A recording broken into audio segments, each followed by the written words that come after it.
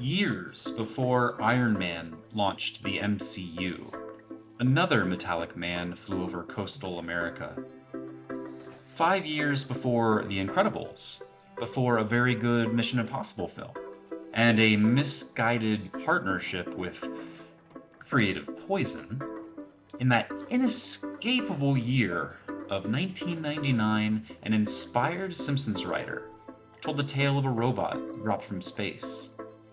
This filmmaker, crashing out of the cultural unknown and introducing himself as a shining beacon of good storytelling, was Brad Bird, a man capable of capturing the future of times past. It all started with the Iron Giant. When I watched the film years ago, I fell asleep, so I only recently gave it a proper viewing. Don't let that deter you. This film has a tight script, excellent characters, elegant animation, and miles of heart. Brad Bird, being a Simpsons writer, knows how to craft a world and deliver a story extremely efficiently.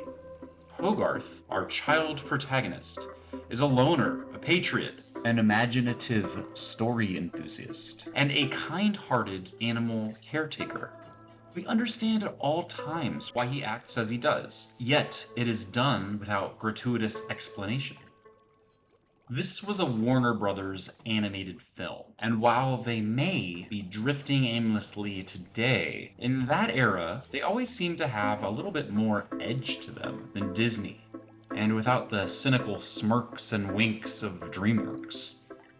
Competition between Disney and Warner Brothers has gone back decades, and while Disney was slamming out blockbuster classics in the 90s, the only Warner Brothers animated film that made back its budget was Space Jam. Not everything can be a slam dunk. Oh, brother, this guy stinks! How do you tell a story that endures? While they have their charm, films like Space Jam or Looney Tunes Back in Action, both of them mixed media of animation and live action, haven't really aged very well. Not so for the Iron Giant. It is only dated in the way it was intended to be, meaning that by embracing the era in which it is set, you can feel the setting in every frame.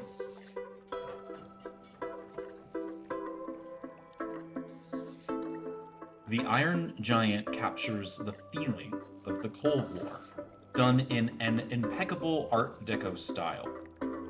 It's a time when things like UFOs, giant robots, and a child racing into the woods with a BB gun to defend America somehow all make sense.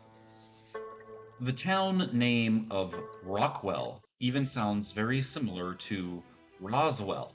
Instead of New Mexico, the film takes place in the home state of Stephen King, Maine. There's something immensely wholesome about all of this.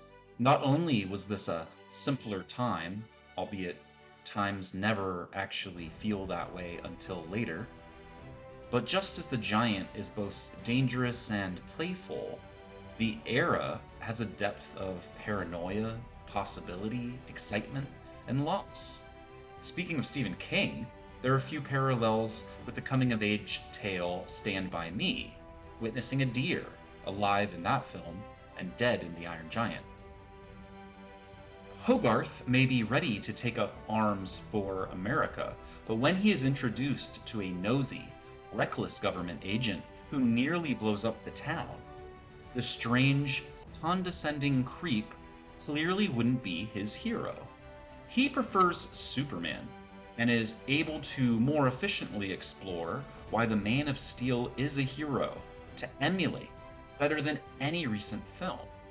I think because of the time, the cultural norms of the era, they promote a nobler patriotism. Perhaps DC Comics would be best served putting Clark Kent into a period piece, the way they did with Wonder Woman in her first film. The antagonist federal agent, Kent Mansley, perhaps named to be a genuine Clark, Nebbish, who is cracking quickly under immense pressure. His motivations are understandable. Giant robot ate his car. A child is lying about it, and he knows this has to be the case. If only he were more likable, less rigid and stuffy, he wouldn't have to be the villain. But alas, he is. Channels like Red Letter Media and The Critical Drinker have spoken extensively on the art of setup and payoff, so I'll limit my comments there to stating that this film does it very well. So if you haven't seen it or don't remember it like I didn't, give it a try. Old-fashioned stories have something to tell us. You are who you choose to be. Superman.